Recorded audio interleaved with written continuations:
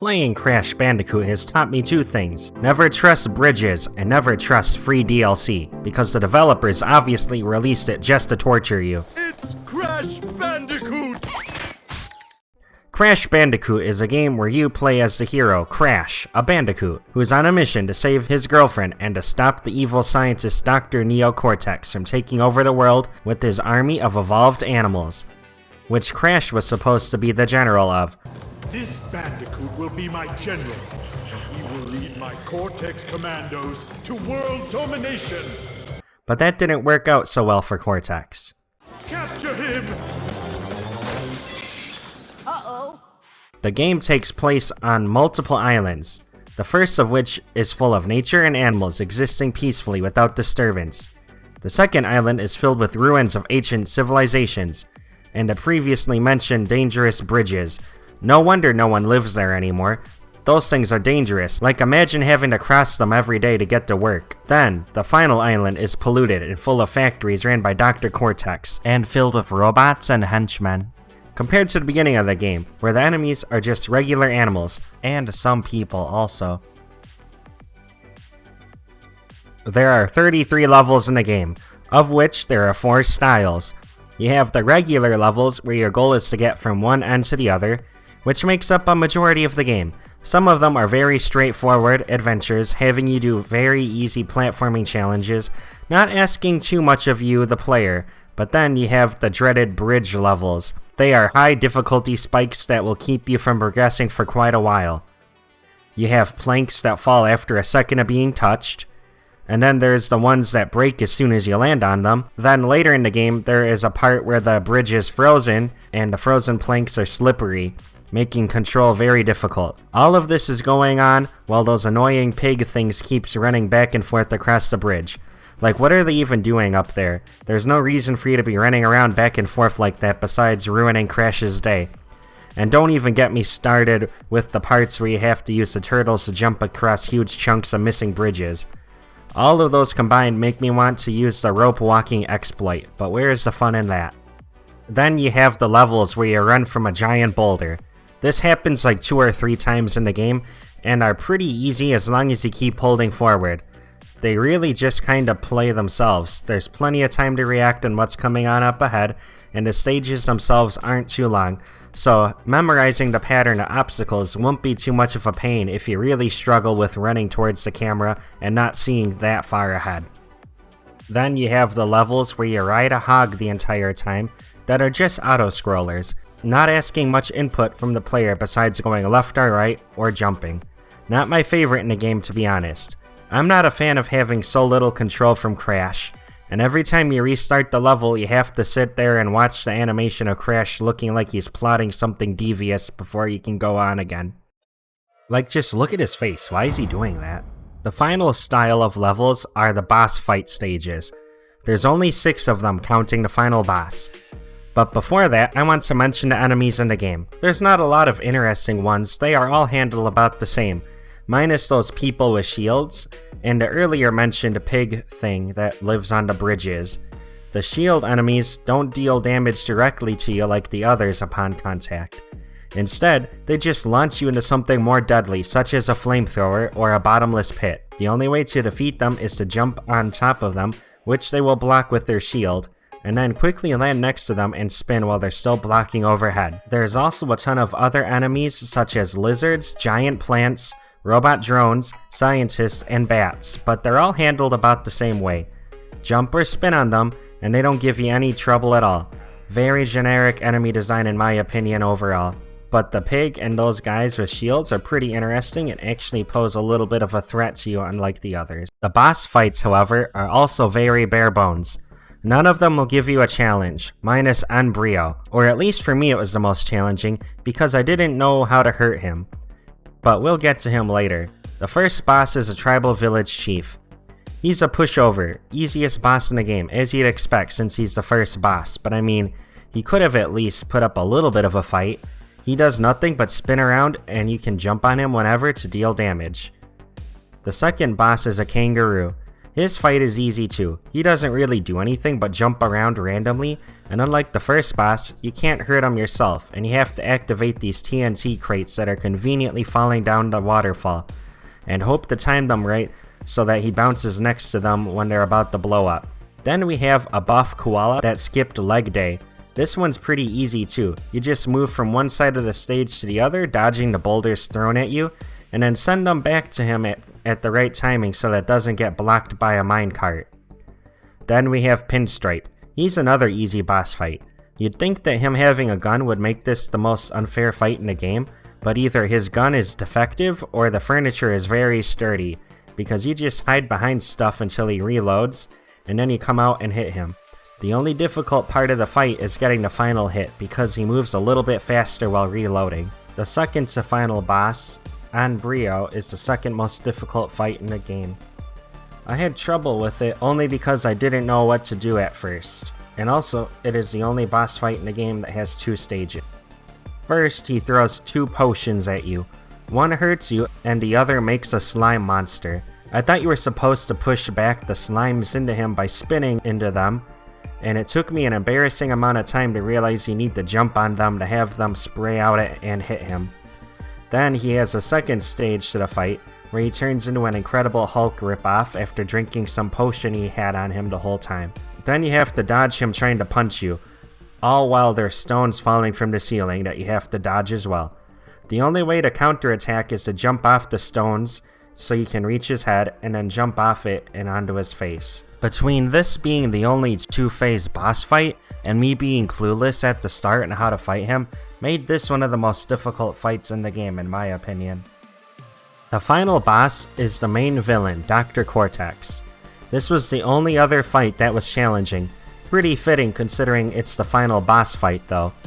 He floats around on a hoverboard, shooting lasers at you, but the dummy will give you a chance to fight back by shooting a different color laser at you that you can deflect by spinning. Why he does this is a mystery, but you'd think that after the first time of getting hit by his own laser, he'd get the hint, but no. His own downfall was his own doing. This fight was easily the best in the game. The fight was the perfect test of skills that you've gained along the way. It's funny that the best boss in the game is missable if you complete a side objective though. Collect all of the silver gems from all of the non-boss stages, and you will make a pathway to skip the final boss, giving you an alternative ending to the game. How do you get these silver gems? Easy, just break every box in the stage and you'll be rewarded for your troubles. However, some stages you need to use hidden paths that can only be used to access the rest of the boxes in other stages.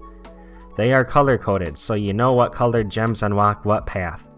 I'm glad they added the colored gems to the game, because it makes collecting all the gems a little more difficult and makes it worth backtracking once you unlock the secret path to more boxes. Speaking of boxes, there's a good variety here. There's regular crates that can hold fruit, which give you an extra life when you collect 100 of them, which is pretty easy since the fruit are also littered all over the place as well as in these boxes. Then there's the crates that have multiple fruit in them that you have to jump on 5 times to get everything out of. Spinning the break doesn't give you anything. You also have boxes that give you extra lives, identifiable by the picture of Crash on it. Break these and you get the extra life. Just be careful with how you do it because spinning will send your prize away. TNT crates are also a thing. Spin into them and you'll blow up. However, jump on them and you'll set up a 3-second timer before it explodes, giving you time to get out the way. There are also on some stages bonus crates that you can break 3 of to unlock the bonus stage. These are challenging stages that give you lots of fruit and lives and extra boxes to break. Don't worry about messing up though, because you don't lose a life if you fail and you respawn right next to the entrance of the bonus stage. Just like the checkpoint boxes allow you to respawn at them once broken, so you don't have to restart the entire level. There are usually at least one of these boxes on a stage minus the boss fight stages. Then there is the metal boxes. They can't be destroyed and are used for platforming segments usually on the bonus stages. Some of them are able to be hit to make boxes spawn. Next we have the crate that you can jump on to get a huge boost into the air. These are only able to be broken by spinning into them. Jumping on them won't break them, so you can use them as much as you want for getting some height into the air. There are also crates that give you an extra hit. Breaking these crates give you a mask named Aku Aku. I'm not sure what he's doing here. I don't think the game even explains how him and Crash meet, but Crash just goes with it, and so do I. These crates are very helpful. Besides giving you an extra hit, they also give you some iframes, letting you just run past some dangers without care.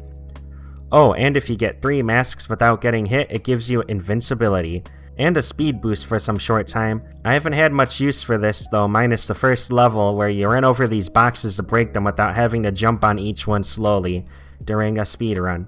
Then finally we have the optional timer crates. These are only seen when doing the optional time trials and pause the timer for you when broken. Very useful for getting the record time to collect the time relics. It's weird to look at how many crate variants there are in the game, listing them all off like that. Interesting. Well, anyways, the box variety helps make the levels feel like there's more going on when it comes to the layout of the boxes on the stage, keeping the game from feeling too repetitive when you go back to break all the crates on a single level to collect the silver gems. The TNT ones are my favorite, just because there's a little bit more to them than just attacking the boxes on sight, just like the rest of them. So back on the topic of bonus stages, there's 2 types. You have the stages where your girlfriend is at the end, and ones where one of your enemies are at the end. The first of which are usually pretty easy, and the second one, well, these are some of the more challenging parts of the game, especially near the end of the game, like this part here where it feels like you need to be pixel perfect with your jumps to get through here, and it's just insanity. Added in the game's re-release, which is what I played, added the time trials. These are optional challenges that will be the most difficult to finish in the game. The game wasn't made to be ran through like this, but they sure want you to run through all these stages like you're a speedrunner to get the best times. There's 3 tiers of relics you can get: blue, gold, and platinum. The platinum ones being so difficult that they are only there for bragging rights and don't contribute to getting 100% of the game. Some of these are insane to collect and expect you to have mastered the game. There's no checkpoints to be used here, and you have to do all this in a single run. Which leads me to what you've all been waiting for, the DLC level Stormy Ascent, the worst thing they added to this game. I can see why they didn't want it in the original, considering the difficulty spike is insane. I lost 56 lives going through this level on my first attempt. I had 99 lives when I started, and when I was done I had 43 left. But I finished it, and all was good, until I realized there was a time trial for this level as well. I don't even know how many times I tried and failed, but I just can't get this relic, and it's driving me insane. Yeah, sure, you can say skill issue all you want, but I just can't do it. At least not in time to have finished it before this video comes out. I'm sure I'll get it done one day, but as of now I have not finished it. I've gotten close, but it's this last part that keeps me from getting to the finish.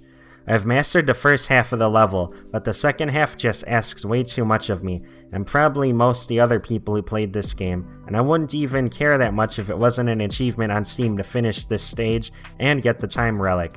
So I have to do this to get 100% of the game, which I plan to do sometime soon, which yes means I will be doing a review in the future, whenever I get around to playing 2 and 3, since all 3 of the game's achievements are all bundled together.